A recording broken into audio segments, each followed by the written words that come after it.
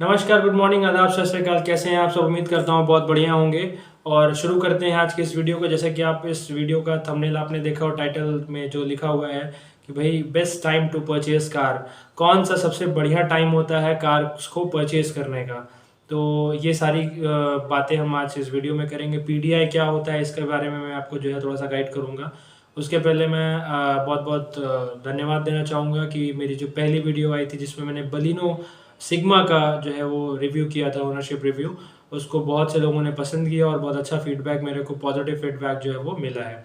तो भाई इसी तरीके से अपना प्यार बनाते रहिए और इस वीडियो को जितना ज़्यादा से ज़्यादा हो सब्सक्राइब करिए और शेयर करिए अपने लोगों के साथ में। और स्टार्ट करते हैं आज की इस वीडियो को।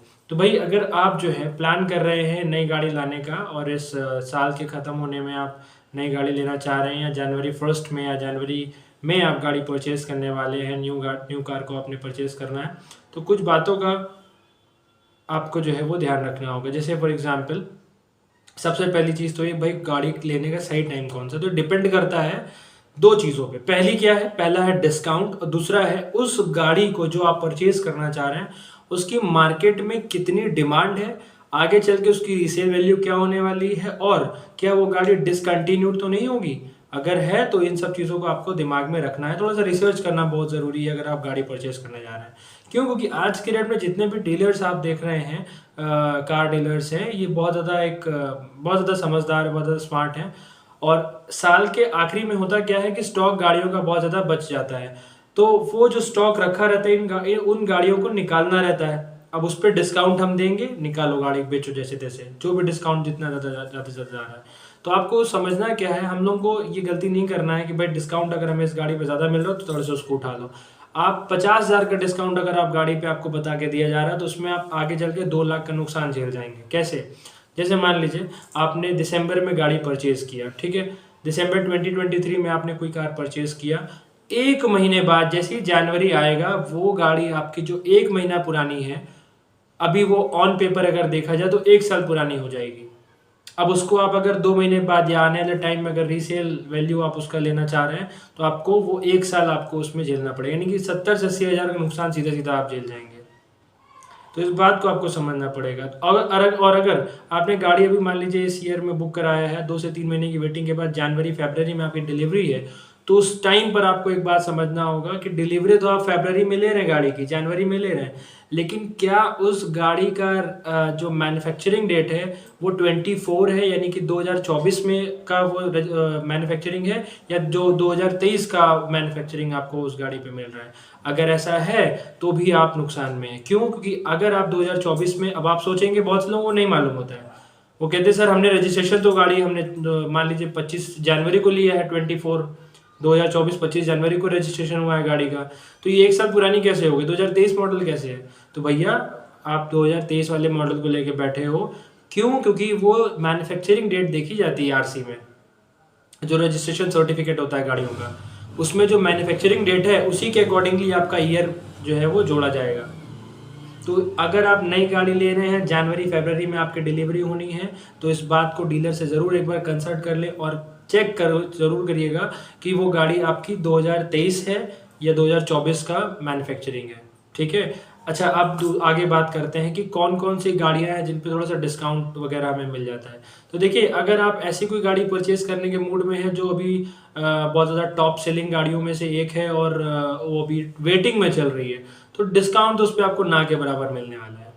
जैसे एग्जाम्पल के तौर पे अगर आप मान लीजिए Hyundai की गाड़ी अगर लेना चाहें तो Hyundai की सबसे बढ़िया गाड़ी आप अगर देखें, बजट आपका 15-20 के आसपास है, 10 से 15 के बीच में, तो आपको लगभग जो है वो क्रेटा मिल जाएगी।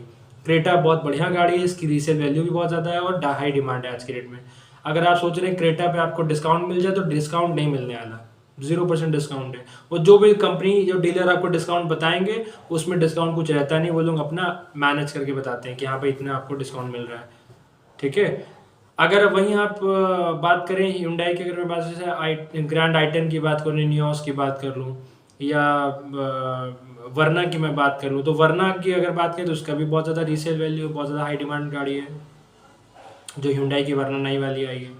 वहीं अगर मैं बात करूँ i20 या ग्रैंड आई10 की, तो उसमें आपको रीसेल वैल्यू कुछ नहीं मिलने वाली। i20 की तो ठीक ठाक डीजल पे मिल जाएगी, लेकिन ग्रैंड आई10 की तो रीसेल वैल्यू कुछ भी नहीं है आज की रेट में। तो ऐसी गाड़ियों पे, जिन गाड़ियों की डिमांड कम है, उस पे आपको डीलर क्या करेगा, डिस्काउंट दे देगा। इस बात को समझने की कोशिश करिएगा। मारुति की अगर बात कर लें, जैसे मारुति की टॉप सेलिंग गाड़ियों में से आप जैसे स्विफ्ट है, स्विफ्ट का सेडान मॉडल आपका डिज़ायर मिल जाएगा, डीजल में है, पेट्रोल में है, सीएनजी में भी अभी आ रहा है। और अगर मैं वैगनआर की मैं बात कर लूँ और छोटी गाड़ी की मैं बात करूँ हैचबैक में, तो ऑल्टो ले लीजिए, ऑल्टो K10 ले लीजिए। इन सब गाड़ियों में आपको डिस्काउंट तो नहीं मिलेगा उतना, लेकिन हाँ इनकी डिमांड ज़्यादा है, रिलायबल है और कहीं ना कहीं रीसेल वैल्यू भी ठीक ठाक मिल जाती है। एक गाड़ी और आती है कमर्शियल पर्पज से मारुति सुजुकी की, वो है इको। देखा होगा आप लोगों ने, जो स्कूल्स में भी बहुत ज़्यादा चलती है और कमर्शियल पर्पज से उसको बेसिकली यूज़ किया जाता है। इस पर आपको डिमांडेड गाड़ी है, डिस्काउंट उतना नहीं मिलने वाला।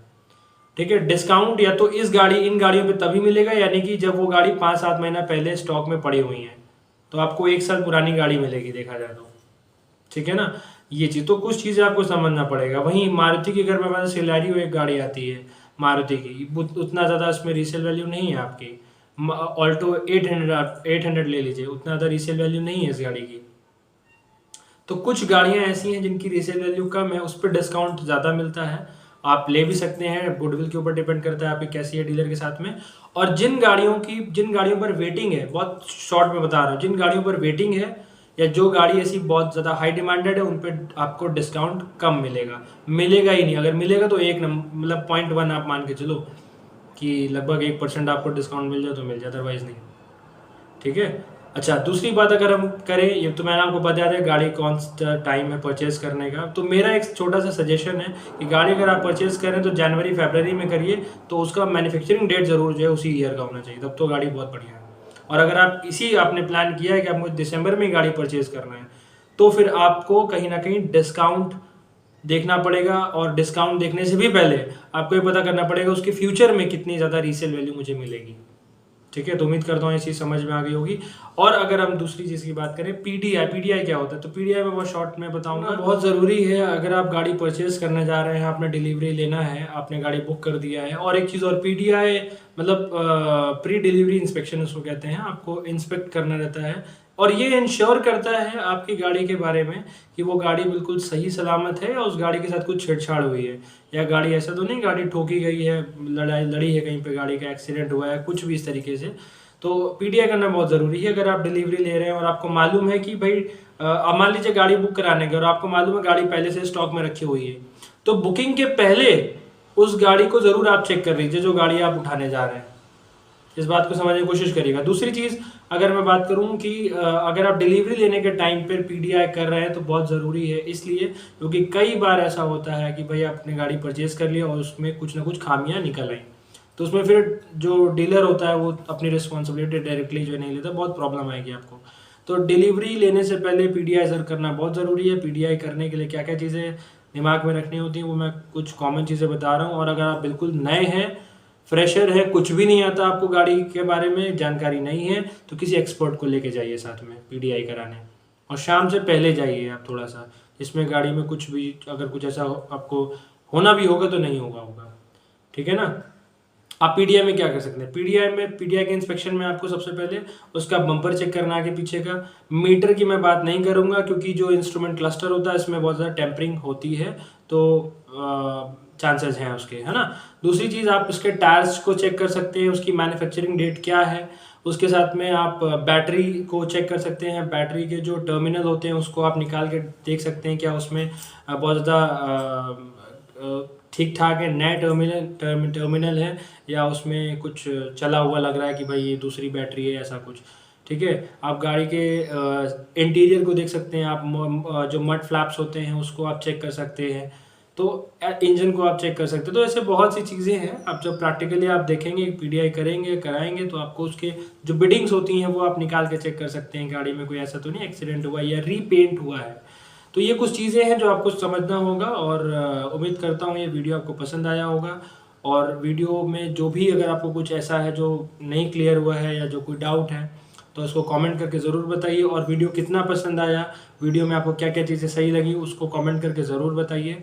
और इस वीडियो को पसंद आया तो शेयर करना ना भूलिए, अपने दोस्तों के साथ में शेयर करिए, और कमेंट करके मेरे को ज़रूर अपना जो है अपनी राय इसमें आप दे सकते हैं।